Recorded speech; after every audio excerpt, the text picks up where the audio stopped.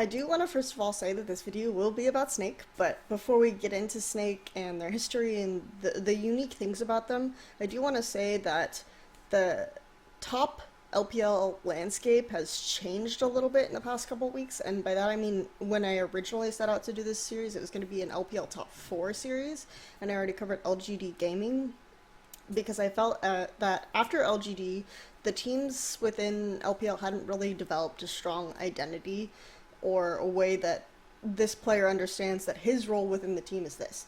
Clement Chu, as I said, already calls it a system. Now I feel that this has expanded to VG Gaming and Invictus Gaming, and so I can clearly identify what those systems and what those identities are. So I will make videos for them, and they've done a lot of improvement over the past couple weeks. And you might say, well, VG Gaming hasn't played that much. How can you say that? But it is within the way that they've established their roles. So I will cover that, and I will be expanding this series. However, getting into Snake, and hopefully after I roll this out, it will roll out much more smoothly, and I might go to VG Gaming and IG next, or go to OMG as it was originally planned, but I'll still save Edward Gaming for last. So, covering Snake. The thing that I find unique and interesting about Snake is the fact that if you look at the other top teams, you see very talented players kind of leading the charge on this roster, or as the stars, or the main carry, or the shot callers, or something. If you go down the line, there's either a top 1 in his role, or maybe a top 2, or a 3, or a 4. I feel as if Snake doesn't even have any top 4 players within their roles. And this might be a controversial statement because I know a lot of people rate Crystal sort of highly, but I don't really. So when it comes to raw talent, I don't think Snake has that much, but the thing that makes Snake really good is the execution of their team design is really strong. And it's kind of been figured out a little bit as time goes on, but that doesn't mean that it wasn't really great and it didn't carry a lot of momentum in the first place. So I will cover that in more detail.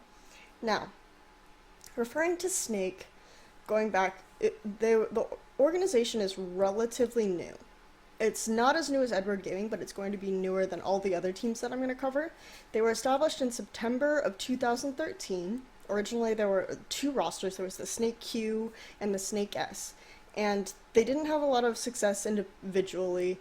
Snake Q failed to qualify for the LSPL Spring, despite people speculating that there were a lot of success. The rosters were consolidated into Snake Q. Snake S was kind of dissolved.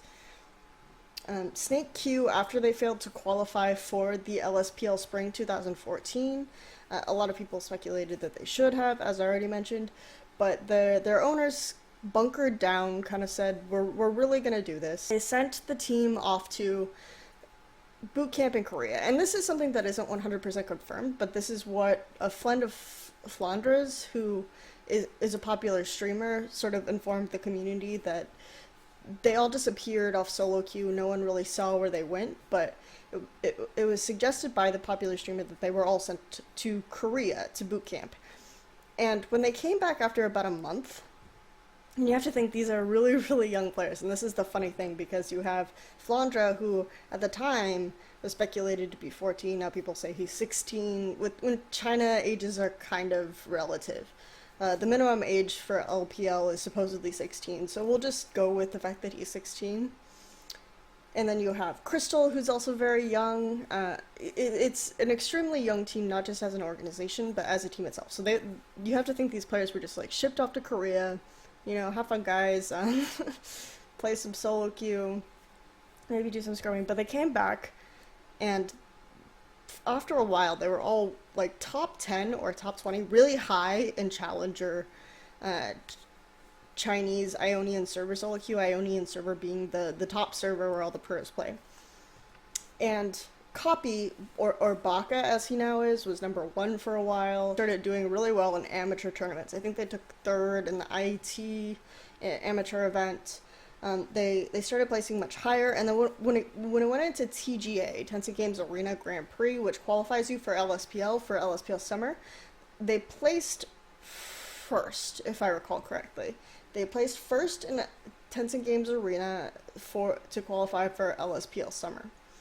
in qualifying for LSPL summer, they had a little bit of a shaky start. Their roster hadn't really established much of an identity. It was kind of just Flandre solo carrying people. Flandre at the time was a really good top laner, known for his crazy kind of carry picks. He would just play Fizz top or sometimes Riven, things like that. But definitely a lot of Fizz. People started banning the Fizz against him. But he was known as kind of the next PDD was the nickname people were giving him, that he was going to be this great carry top laner. Of course, when you see him play in LPL, he doesn't really play like that. But that was how the team sort of functioned for a while. But then Kog'Maw had this huge resurgence, right? So Crystal started playing Kog'Maw. And the thing about Crystal is he tends to overextend in his positioning a little bit. And so Kog'Maw was good because even if he didn't do so well initially or in lane, he would eventually farm up to 6 items and get to this point where he could just maybe even two-shot people. So you had this carry top laner who was really good at split pushing. And if you know anything about LSPL meta, it's very much win lane, kind of win game. So after a while, Snake was this team that was using some strategy, and there were very few teams that were really utilizing strategy well, like the top 4 or 6 or something out of 16 were using strategy, and they were good at the split push because it would draw attention and it would split teams apart very effectively. And Flandre could just split push forever. Reborn was really good at sort of waiting out and camping alongside the lane, making sure Flandre got ahead so that he could just split push forever and distract people, pull things away, while Crystal farmed. So Snake had really long games in this period. Then you had BAKA, or Copy as he was then, in the mid lane. He played a lot of Ziggs. He never has been much of an assassin player, but he's good at a specific select few of mages at any given time, and as we've seen the 5.6 Ziggs buffs, he'll have kind of the Xerath and the Ziggs to go back on, so that will help Snake a lot. And then they had Crystal, who was called Fan at the time, and Colin. So the lane with Colin and Crystal works very similar to the lane with Crystal and Ella, except I think Ella has better vision control. And I don't know, I think Ella is a very strong player overall on the team. If I did have to give like a star, extremely good, ranked high among the list of supports in LPL, probably Ella. Colin would protect Fan, make a lot of the plays, play a lot of Braum, be very protective in that sense so that Crystal or Fan could farm up and get to this point where he could just two-shot people on like Kog'Maw or Tristana, and he played a lot of these hyper carries. It was always this hyper carry style. He might end with a lot of deaths, but he would get to this point where he could just kill people. And that was sort of how the team worked. Copy would stall out the game with the Ziggs clear. Flandre would be constantly split pushing. Colin and Crystal would do their thing in their bottom lane. So if you think about it, they have sort of a similar style, but obviously when it got to these off-season tournaments, King, the first place LSPL team, started winning a lot, and not winning so much because Edward Gaming won almost everything, but King would be second place. And then they even won one over Edward Gaming. They only really ever got eliminated from an event by Edward Gaming, whereas Snake was having a lot less success. They weren't placing nearly as well. They were getting eliminated in the early stages of some tournaments, so it was clear that their system or the way the roster was working, despite the fact that they were auto-promoted to LPL, wasn't really working for them. So they ended up changing their jungler and their support for these Korean players that weren't really well known. Ella was from Avalanche, which was a team that did they even qualify? I don't think they qualified for OGN. I think they were in an OGN qualifier and they didn't make it. And then Beast was on a roster, the Big File Miracle roster, that didn't really go very far. It got out in round of 16. So people were wondering, because at the time there were a lot of rumors that Snake had this large amount of money, right? They were speculated that they were maybe sponsored by China Rare Earth because they had these logos for the China Rare Earth. And if you don't know what China Rare Earth is, it's a really wealthy company that specializes in rare earth products. But it's huge. It has a large part of the market. So people were thinking, okay, they have a lot of money. Why are they getting these mid-tier Korean players? And in the offseason, again, even after they added Ella and Beast, and I think, again, this speaks to how well the team works together and how teamwork is their strongest asset rather than a particular individual player, because they weren't doing well in the offseason just based on this non-meshing roster. They did really poorly. They lost to WE. A lot of teams lost to WE, but they had substitutes in the Demacia Cup, things of that nature. They didn't do that great at WGT, so there were a lot of expectations for Snake to perform when they got into LPL. And then this is where we'll get into their identity and the individual players and kind of how they fit into the team. So we've gotten to the point where we're talking about spring LPL 2015. And the easiest way to go into how I see this team, first of all, I'm going to say that the way that LGD was characterized and the key to their success, the way I kind of explained them before, was the wave manipulation and constantly getting those sideways pushed. For Snake, it's very much about terrain control and picking fights in very specific controlled areas using compositions that rely heavily on zoning and team fighting. That's Snake's kind of win condition there. They have one composition it's an exception, but they still, in those cases, they use the terrain to execute and get the snowball rolling. To get into how they made this transformation from the split push, sort of very little peel on crystal kind of style, we're going to talk about, first of all, Flandre's transition. We talked about how he always used to play the split pushing carries. The 1v1 would duel you. He'd actually do well in the 2v1 and actually be able to sometimes be able to kill a couple people. We've seen him play Cassid in a couple games. He did okay, but really what they've relied on for him is the zoning type tank. He's become a frontline player, and in this role he doesn't really stand out much. And this is when I get to the part where I talk about how each player in their particular role is probably not the best in their role. Flandre doesn't really, he's just kind of an okay frontliner. He zones very well, and within the role that he has, he performs very well, but he's not going to do the crazy carries. He's not going to be even one of the best zoners. Like, Koro is probably the best zoner in LPL. And Going does a very decent job as well. So we've got Flandre in this position where he's kind of middle of the pack in what he's doing when he used to really excel in this carry role. But because of the way the team is constructed, it makes the team better overall.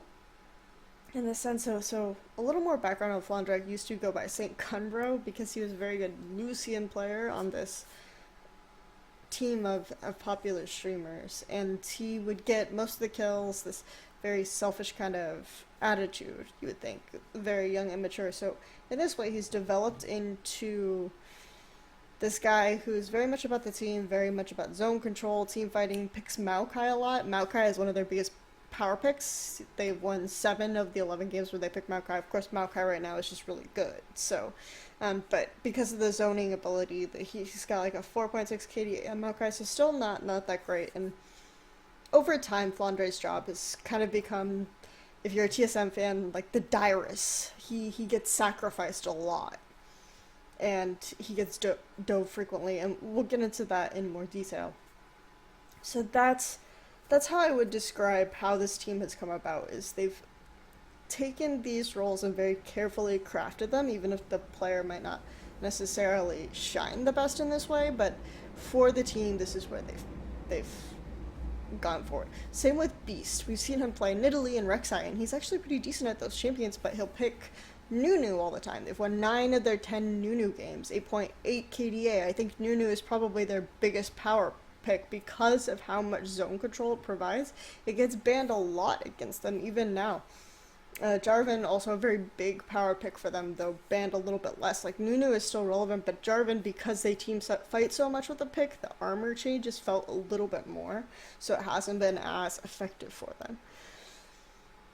So you get this idea that these two players are often cast into this frontline role on the team. And before, the way the team used to operate is they would have the map almost divided, where they would have the two Korean players kind of control both the vision and the zones on the two sides of the map. So you would have Flandre and Beast on one side of the map, and Beast would make these invades on that side. He would control the jungle because he could rely on Beast to do fairly well in lane.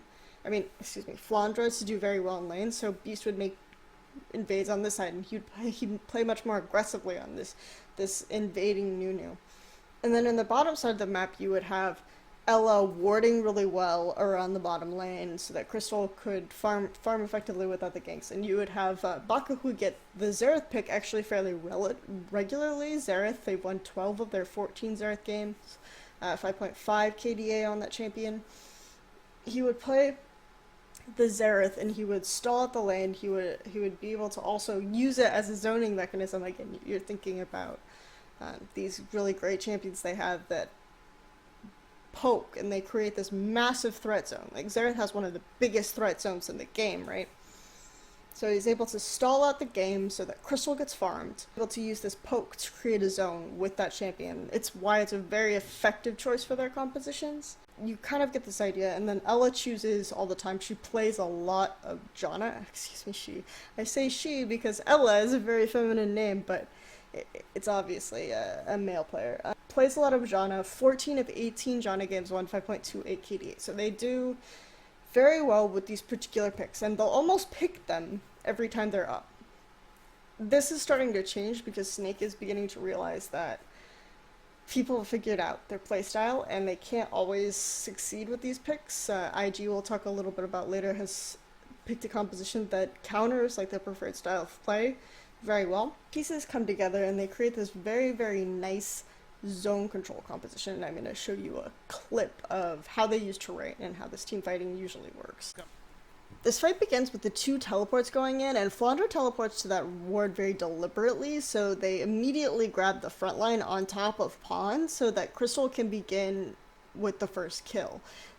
Meanwhile, they're grouping around. Beast tries to use the absolute zero here to ward them off of BAKA. It's a very common way they use that ultimate to zone away from the carries. But EDG regroups, goes around. Still, they use the terrain to their advantage, and though Crystal is not necessarily positioned far enough away, they have enough peel with Ella and Flandre to pull people off of him. So that's a very common place for a Snake to take fights. They like to use it a lot. The blue area just above Dragon. In fact, I think most of Snake's successful fights take place in that area. They love to take fights around Dragon to set up that way. They used to use the Rumble Equalizer. Flandre used to play a lot of Rumble early on in the split. They've used the Absolute Zero on Nunu to create these choke points. They love the Jarvan ultimate, the Maokai ultimate, just any of these AoE zone creating abilities to, of course, Janna, right? We're adding just layers and layers of these types of champions, these types of picks, and they just use it in these choke points and in these terrains to constantly get the fights that they want. Also in these situations, it doesn't matter where Flandre or Crystal stands because they can get someone with a zoning ability in between him and the enemy. This is a very effective way to compensate for one of Crystal's flaws, and this is why I don't rate him in the top 480 carries, even though a lot of people do, is because you can see in a lot of situations that he does have questionable positioning, and he overextends in quite a few cases. These two short clips aren't meant to bash Crystal, they're just to show some of his questionable decision making where he overextends. Here we have him with the Lulu Whimsy, and he immediately gets jumped on. This is an early game. This isn't a Juggernaut composition. There aren't a lot of shields. He really shouldn't have been there. And then in this case, Cacao's ultimate almost kind of protects him, but then he chooses to flash through it, and IG immediately jumps on him. It will fall, but Rookie is still alive, and he... Again, those clips weren't meant to bash Crystal. I'm not some crazy Crystal hater. It was just to highlight that when I say Crystal isn't a top 4 AD carry in LPL, that's why. Just the questionable position decision making that he has that sometimes can cost the team to lose the fight when they have so much writing on him. When they pick these things to peel for him, to buff him, like the Nunu, the Lulu, and then he makes those decisions, it's just it puts things into perspective for me as to how highly I want to rate him and how much work the team is doing around him.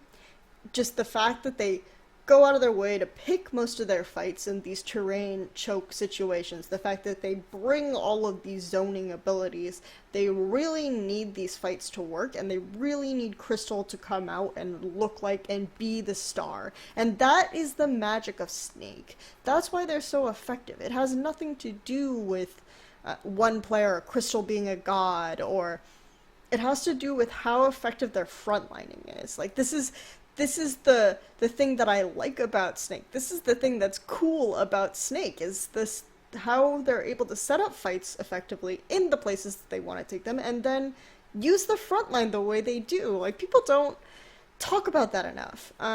They talk about Crystal, and it's not, I don't hate Crystal, but this is the thing that I'd rather discuss when talking about Snake.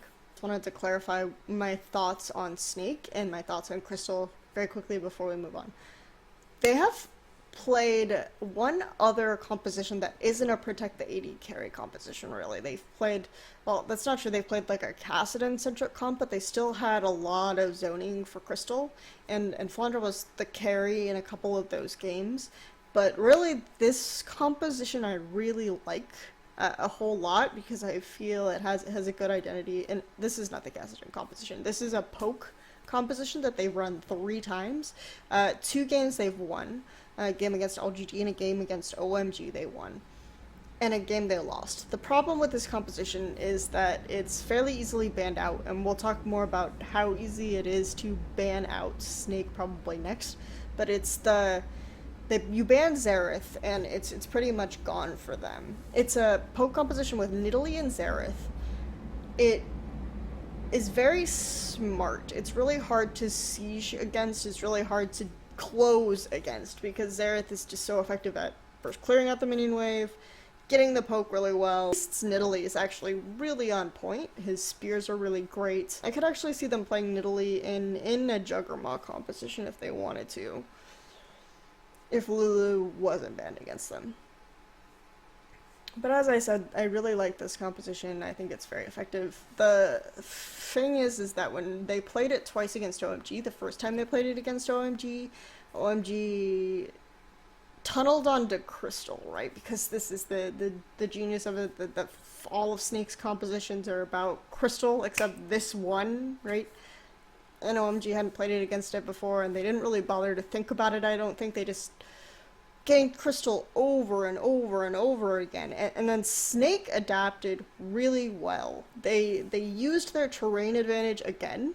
This is still, Snake loves terrain, Snake loves to fight in terrain, and they make this great flank around UZI, and this is what begins to turn the game back in their favor, and I'll just show you the clip right now. Once again, OMG is killing Snake's bottom lane for the 2nd or 3rd time this game, whatever. Snake is used to them doing this, so they begin with a flank, because they want to punish OMG for this overextension now. Snake had sight of Loveling, so they know where the jungler is, and OMG begins to realize what's happening, so they start pinging these Snake members, and they're trying to chase, but they're really just too slow. Snake has members approaching from both of these chokes in this terrain that they love to fight in, right? And then Flandre locks down UZI, BAKA and Beast kill him, which snowballs the primary members of this composition that they need, and then after that, OMG is just really scattered, and Snake cleans up.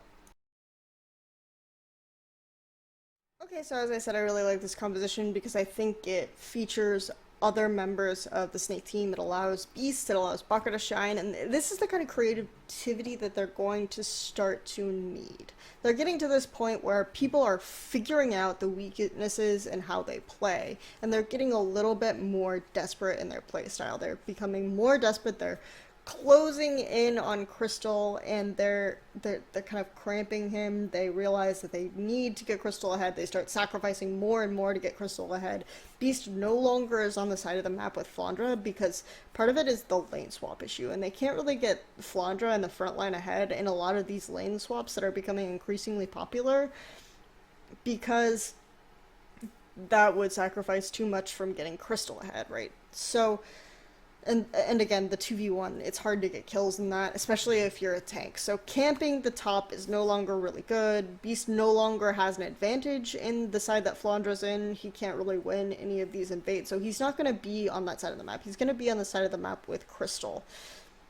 This means that they pretty much just ignore Flandre. And if you guys have seen Monte Cristo's recent video breakdown where he looks at the VG Gaming versus Snake set, it's really good because he does point out the fact that Flandre gets sacrificed so hard that he falls behind like 50, 60 CS, 70 CS eventually in the lane swap just because they leave him alone and they just are focused on Crystal getting ahead, which he doesn't because Mata zones him off CS so effectively. So they're really not doing well in this lane swap situation at all.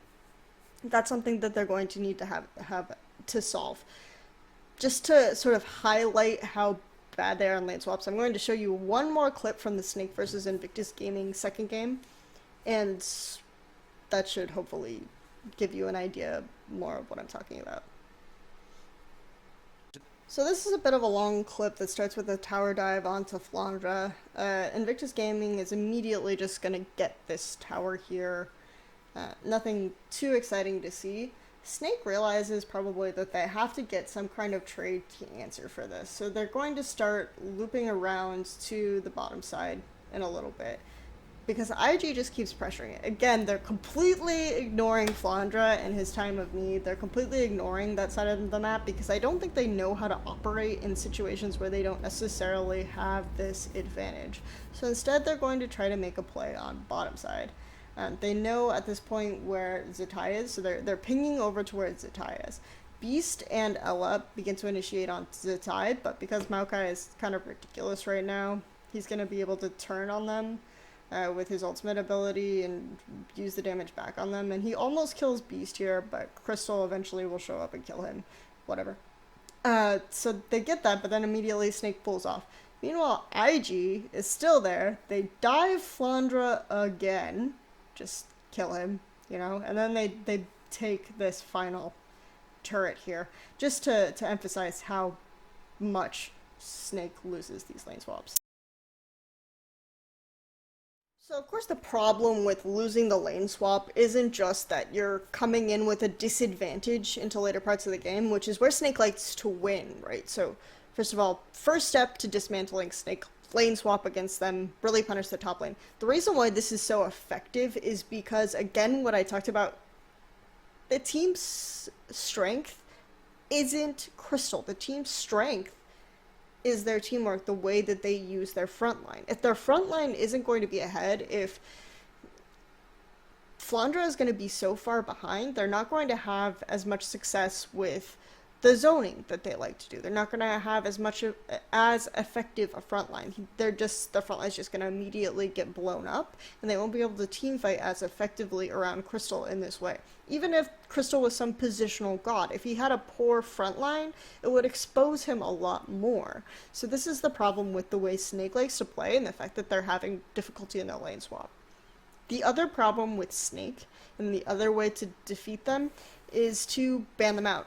They actually are really, I listed these picks that are power picks. They're not just power picks, they're really, really reliant on a lot of these picks. BAKA hasn't been effective on champions other than Xerath in a really meaningful way. Beast has trouble finding effectiveness on champions that aren't Nunu or Jarvan just because they don't have these heavy zoning abilities. And that's why the Xerath Nidalee comp is so great, but again, if they ban out Xerath, they can't really seem to execute that either. You can't, and then of course, You can ban out Crystal's AD carries, his effective Kalista or his effective Kog'Maw. You can ban out the Lulu and get rid of some of these Kog'Maw compositions that people like to do. So VG Gaming took that strategy to counter Snake. They banned out the Xerath, they banned out Kalista and Kog'Maw, and then Snake just kind of fell apart because they tried to play this Corki, and Corki doesn't have the hyperscaling, and then also VG Gaming did the effective lane swap against them. Invictus Gaming let them have the compositions they want. They let them have the Lulu Cog. They did ban the Xerath, but they let them have those picks. And then they just picked a composition that countered Snake so hard. They picked the Vayne to get through the extra health from the Lulu, from the Mundo frontline that was applied, the shielding. And they picked more of a mid-game so that they could force fights earlier. So after they got some advantage in the lane swap, they immediately start forcing fights and counter Snake's composition in this way, because they also had the Jarvan and the Victor in the clip that I showed you, which locked down very effectively. Of course, that one clip I showed, Qiao almost used it to save Crystal, but then Crystal flashed forward and died. You get the idea, though, that was really effective against them. So in these two ways, we've kind of seen Snake exposed. Even with their poke composition, G lost that first game because they didn't really understand what they were playing against, but the second game they came with the hard engage, with the Jarvan, with the Lissandra, and even though it took them a while to close out because they had like Janna, Maokai, Xerath, things that are going to stall really well and zone really well, and they needed to get that hard engage and they needed to be very patient, so it took them a while, but you can counter these compositions Snake has if you understand them, if you can expose them. So this is a problem, that Snake has very one-dimensional playstyles, and if they don't get the fights in that terrain, if they don't get the picks that they like, they really struggle, especially in the lane swap, as I mentioned. So that's going to be a big problem for Snake going forward, and I don't want to, this is something that we sort of foresaw from the very beginning of the split, but I don't want to say that makes them a bad team, because again, the fact that they are able to get so far with these limited compositions, with these players who can get outplayed, and in the Qiao Gu set in Demacia Cup, we saw them lose lane, right? They just systematically lost lane because their players aren't really, really skilled. Their players aren't exceptional, right? So this is the position that you're in, where their teamwork is just, it speaks so highly of their teamwork, of how well they're able to execute these fights. So I want to say that Snake is still a really, really strong team. They're still definitely a top 6 team, but they have hurdles they want to overcome if they want to place, if they want to end up top 4, if they want to end up in the finals, if they want to end up in the semifinals. So, but I'm looking forward to seeing what else they can pull out. And this has been the video on Snake. Again, I'm not sure who the next team is going to be that I'm going to cover, but thanks a lot for watching. Subscribe to our YouTube channel, and please follow us on Twitter at ChineseLolBC. Thank you very much.